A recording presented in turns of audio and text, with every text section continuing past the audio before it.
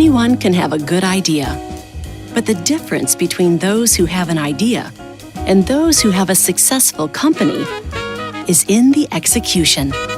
These women figured out how they could transform a concept into a thriving company in New York City. And it all started with her big idea.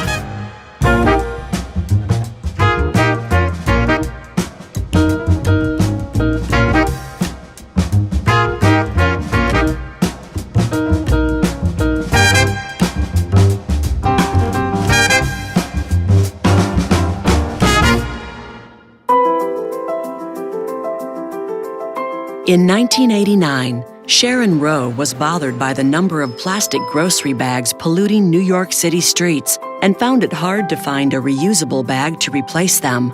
So she launched Eco Bags Products, which has evolved into a multi-million-dollar global brand, and more importantly, is helping the environment one bag at a time. My name is Sharon Rowe. I'm the founder of Eco Bags Products. We are a company that produces and distributes sustainably and responsibly made reusable bags. Now, what's that? What's a reusable bag? A bag, if it's made durable, is reusable. We're in the northwest corner of Union Square Market right now, and this is the first place that we sold Eco Bag string bags, and where really, I think, the reusable bag movement took hold. I started really my early career, I would say, as an actress. I came to New York because I wanted life in the theater. So I actually moved to New York with my Ford, I think it was an Escort, and my futon on the car and about 25 bucks. And I set out to find an apartment. I found one on 103rd Street. I had 5 roommates, but back then my rent was, I think, $150 a month. I just had a baby. I was living in Washington Heights, which we called upstate Manhattan, and I just didn't like the job I had. I was doing sales. I said, forget it, I quit. And it was right around the same time that I was really tired of the single-use plastic bags that people were giving me. The bags were really thin and flimsy, and they would fall apart, and they wouldn't even make it home. And I saw them stuck in the gutter, stuck in trees, stuck in the river, floating down the Hudson River, because we were on the west side. And I thought, well, why don't I just start using reusable bags? So that sent me on a journey of finding what I was calling a reusable bag, and I couldn't find anything. Remember, pre-internet, I couldn't just Google reusable bags or a bag of a certain size. I had to go to all the local stores and find a bag. I remembered the string bag I'd used in Europe. I imported, I don't know, maybe half a dozen, I don't even remember how many. And I started using that in my neighborhood, just for me. And people would look at me kind of like, oh, and where'd you get that? And that's a cool idea. And I thought, oh, okay, well, maybe what I'm doing is symbolic of what other people want to do too, so maybe there's a business idea here. And I remember I sat at my kitchen table in Washington Heights, feeding the baby, and I said to my husband, Blake, I think I have an idea for a business. What should we call it? And he said, Eco Bags. I said, okay, that works. This is where it's all started. We're in Washington Heights on Fort Washington Avenue, where Eco Bags Products was born. 28 years ago, not a whole lot of people were talking about environmental issues at all.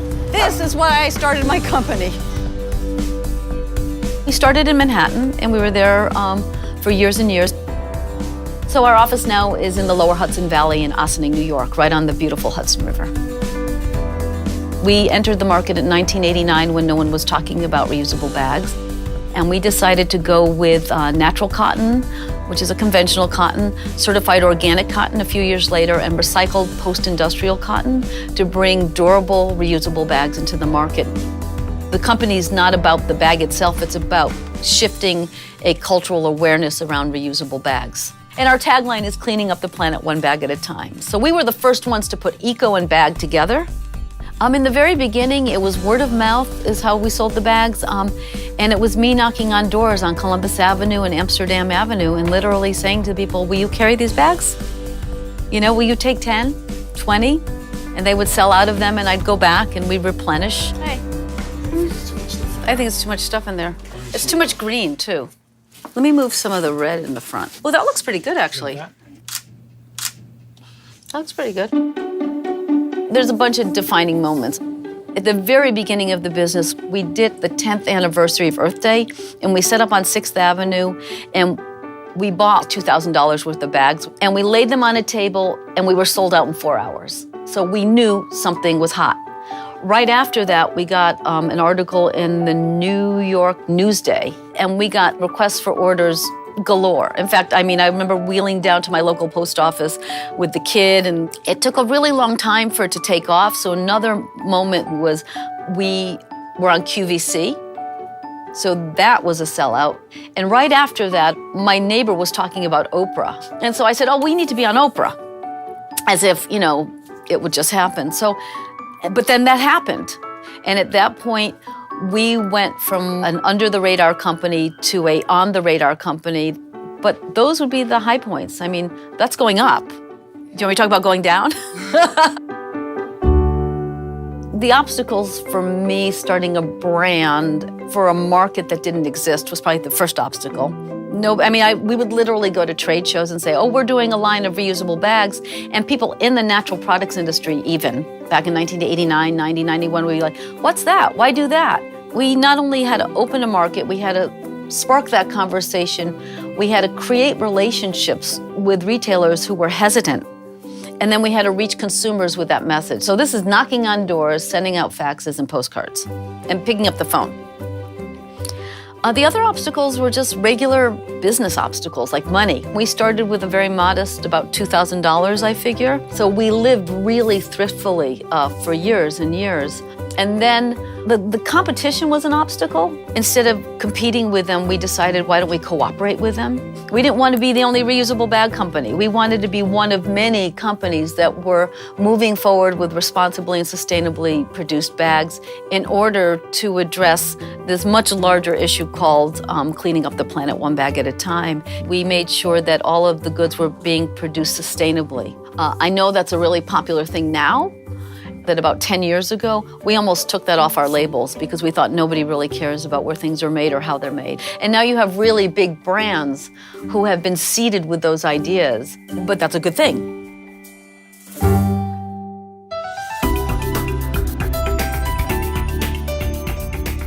My advice for someone who's starting their own company is obviously start. Go to events where you can talk about your idea, either full out or whatever pieces you are comfortable talking about. Obviously, get a good accountant and a good lawyer. And also, from the very beginning, look at what your cash situation is going to be. Key to cash is to be as prudent as possible and be as guerrilla as possible, because you never know when your upturn is going to turn into a downturn. There's always learning, even if it's not a return on investment. Because we're not just selling stuff for profit. We're using business as a platform for good. It's not about the me anymore. It's about the we. It's about creating the larger cultural impact.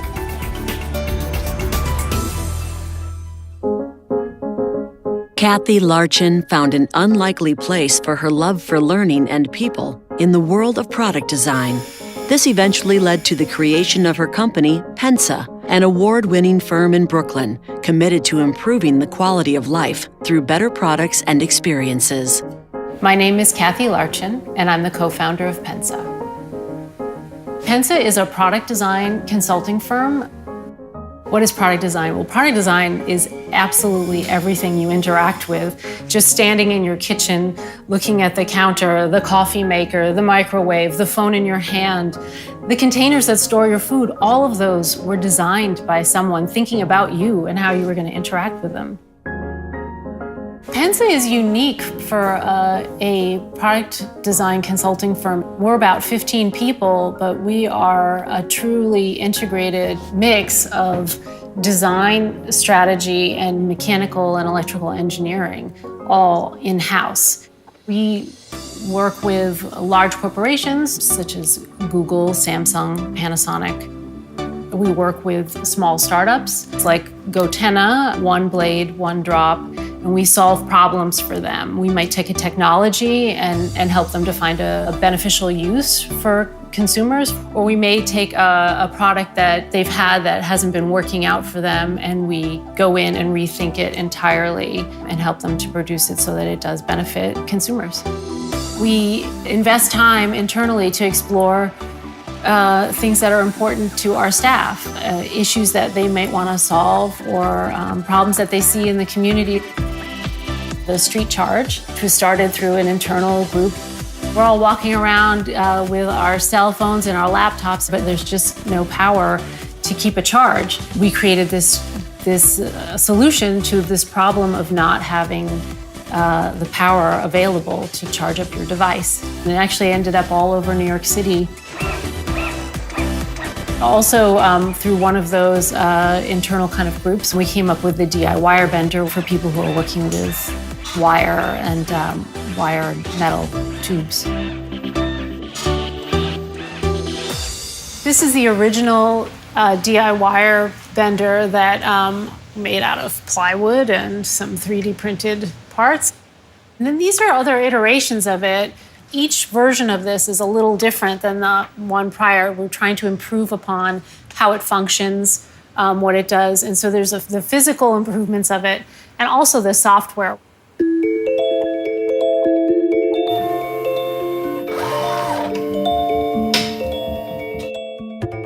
I grew up in Nashua, New Hampshire. I loved school, I loved learning, and ultimately I chose to move to New York City to study at New York University. I actually graduated with a degree in anthropology, which is studying people. A large part of product design is understanding people. So I started working at an architectural firm, quickly moved to a product design company where I managed the whole business on my own. And that experience was what led me to want to go pursue my MBA from Stern School of Business at New York University. My husband, Marco, was working for himself as an engineer, a product design engineer in Red Hook. I had just finished my MBA, and I just looked at Marco and said, we can do something better together. Let's do it. Marco and I founded PENSA in 2005, and we have our partner, Mark. I run the business and business operations, and Marco and Mark together run the project operations. When you're starting off, it's tough to grow, and you're meeting people at events and at trade shows and learning about their company and what their products are, and just striking up conversation. And then the people who find you to be a good fit, someone who recognizes that you understand them and their product, that was usually how you start out, and that's how we started out. Our first client was Mr. Longarm. It's an extension pole that people use for painting, for changing light bulbs. For PENSA, as a consulting firm, the most predominant way to grow is through word of mouth. New York City has a huge range of different kinds of businesses and people here, and for our business, New York City has been wonderful. There are a lot of manufacturing capabilities in New York City to help people start up their companies. PENSA is located in Dumbo in Brooklyn, just right next to actually the Manhattan Bridge. It's a really exciting neighborhood. There are a lot of creative firms here, a lot of creative people. The hardest thing about keeping PENSA going and in general starting it and building it is hiring people, and that's the challenge for every business really, but for us it's like family. You're bringing in someone who is amazing in every way and is going to work well with everyone else here. Can you catch me up on what's been happening with the internal project? So this project is called The Future of Human Interaction. Big portion of our happiness is actually coming from interacting with different people. How can we envision something, that is different? I would say to women who are thinking about starting up a business to get out there and do it, and to not be afraid to try, and to fail. It's all part of the process. You'd be surprised how many people are out there willing to help and jump right on board with your idea. We're all in it together in New York.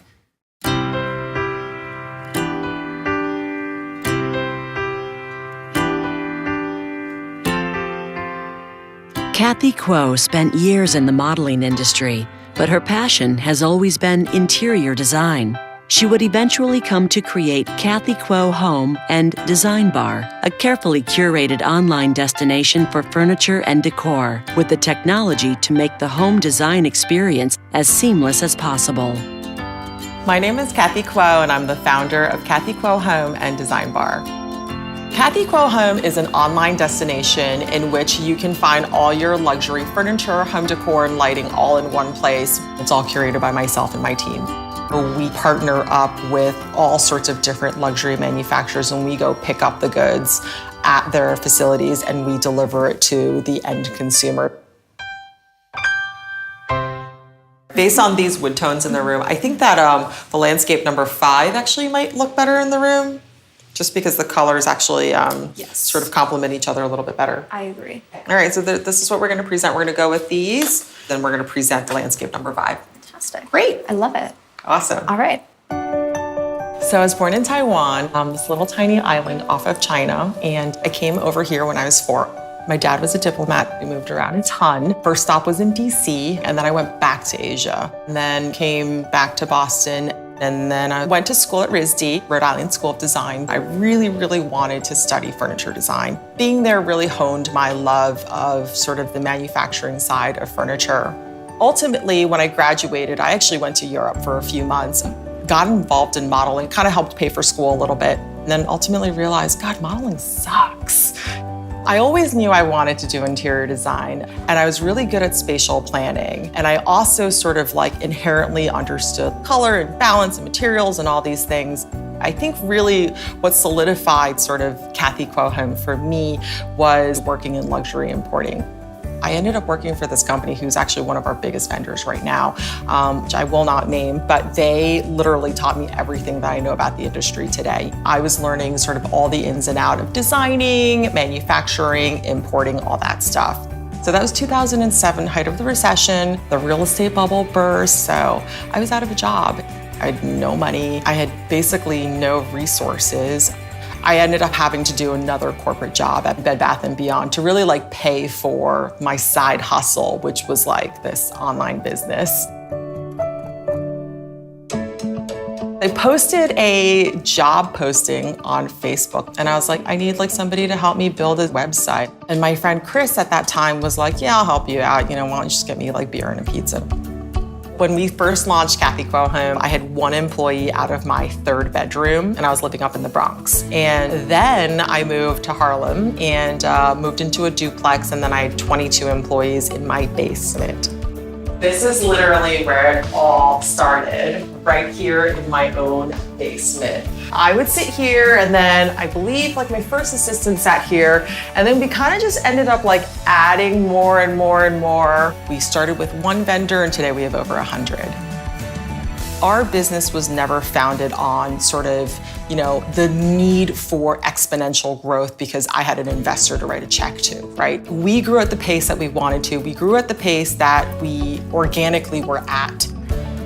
It's been an incredible journey building, iterating, and evolving Kathy Kuo Home as the brand. Now we have 30+ employees. We have a global team, Vietnam, Philippines, and Thailand. In 2017, Design Bar launched online as well. It's basically interior design bolstered with a 3D package added on. We realized that the people that are shopping our site are really busy. They have really, really good taste, or they like really nice things, but they don't know how to pull it together. What we do is we actually solid model each piece of furniture into your home, and you can basically, with your mouse, you can pan through your home and look at different angles of your space, with your architecture, with your windows. Okay. So I think you have this all modeled, right? Can we take a look at this? So this is the overall look of the living room. Beautiful, love the symmetry. This is the 3D model of this whole room. Yes. Looks amazing. Can you see the artwork real quick? Yes. That's beautiful. Our offices are located at 118 and 7th Avenue. Having a business in New York City is amazing. I think it's the talent pool, right? Like everybody here just fundamentally loves what it is that they're doing. Like they're not just literally 9-to-5ers. In fact, nobody here's a 9-to-5er. Everybody stays well past 6 because they love what they do. It's a community, believe it or not, that really, really helps each other out. There's no way that I couldn't have gotten to where I am today without sort of recognizing that there are people that are fundamentally better at what they do. And I think just allowing people who are really, really good at what they do what they do, because that's why I hired them. Piece of advice that I would give to a potential entrepreneur out there is to ultimately sort of define how large of a business you want this to be. You need to sort of in your head know what type of business you want this to be. Is this a $50 million business? Is this a $1 billion business? Is this a happy 5 to 7 million retail business? What does this look like in your head? And then start planning backwards. Being an entrepreneur is ultimately extraordinarily rewarding if you set goals, you set the path to the goals, and you achieve your goals. On a monthly basis, you're so rich, and then you're so poor, and then you're so rich, and then you're so poor. Your life is gonna be a roller coaster, and you're gonna be okay. You will, and it's gonna be a fun ride.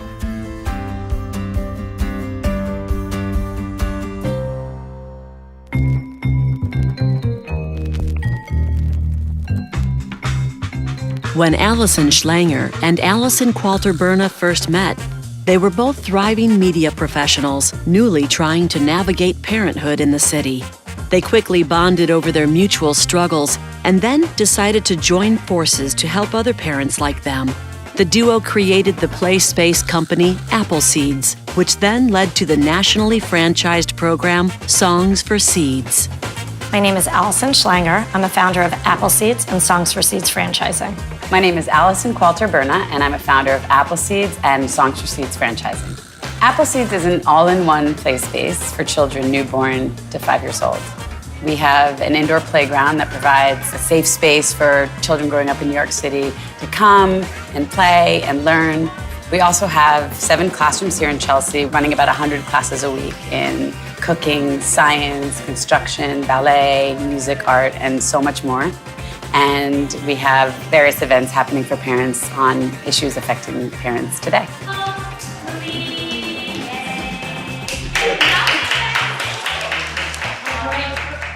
Our first Appleseeds location is in Chelsea Flatiron District on 25th Street. And we also have other locations on the Upper West Side and in Peter Cooper Village, Stuyvesant Town. Play is the work of kids. It is how they learn. They're supposed to put things in their mouth. They're supposed to explore. They're supposed to run around. They're supposed to be curious. And we foster that type of learning here. And I'm gonna pour in some mango juice. Do you wanna help me? Yeah, you can do it. Awesome job. Nice. Can you give that a mix? Great job today. I'll see you. When I got out of college and people used to say to me, where do you want to work? What do you want to do? I would immediately say, I want to make those shows at MTV where they're going out in the field and interviewing the real teenagers about whatever topics are moving them. And I somehow ended up with that exact job, and I really loved it. I started my career in television. I worked at NBC News Dateline for about 5 years, and I was producing a story on the women living under the Taliban regime in Afghanistan. And I realized in that moment that I needed to leave TV and work with refugees, work with children, and somehow get out into the field. I ended up getting a job at UNICEF, where I spent 5 years traveling to the most remote pockets of the world, bringing different sports to children who had various issues facing them. And I never thought I'd leave until I got pregnant with my twins. When I became a parent, there's a loneliness to it that I think people don't expect. And I didn't know exactly how to be a mom because A, I didn't have the playbook, but B, I just wasn't sure about how I was gonna blend work and life, and I was navigating a space that felt cloudy. It was a little bit surprising to me because I really loved my job and I never expected to leave it. And then things changed because I got pregnant and I didn't think that I could return to MTV and be the same producer, keep the same hours, travel with the same frequency that I could before I had children. But there was always something pulling at me that made me realize that maybe there was some sort of balance where I could still have a career outside of the home and be present for my children. And when Allison and I met in the music class, it was one of the things that we really bonded about. How can I balance my child with my career? Where's the job where I could bring my child to work? We would say, wouldn't it be great if we could have an indoor playground where we could go to any hour of the day? And we would start having this dream of, could we create that experience for New York City parents? And could we bring our own kids there as well? And so it was in those conversations that we kind of came together. And we got started immediately. In the beginning, Appleseeds was all self-funded. Once we found the space, we knew that we had 4 months to build before rent kicked in. So we did everything it took to get those doors open in time. We joined Madison Square Park Kids Fest. They have them twice a year. And this was our opportunity to get in front of families that lived in the Chelsea Flatiron area and tell them what we were thinking. The architectural renderings of what it would look like were on a white piece of paper, and we thought, oh my God, are people really gonna spend money on this piece of paper? And we stood behind that table and we had members signing up that very day in the park. These people believed in us. They wanted the same thing we wanted. They had kids that were 1, 2, 3 years old going through the same exact experience, and we thought, I think we're onto something. Our very first founders meeting, as we still call them, was May 14th, 2006. And we opened our doors to Appleseeds on March 1st, 2007. And we had a line going out the door at 9 a.m. down 25th Street towards the park. I still remember the feeling like, we did it. I think this is right. I think this is something that's going to stay. I think this is something the community wants.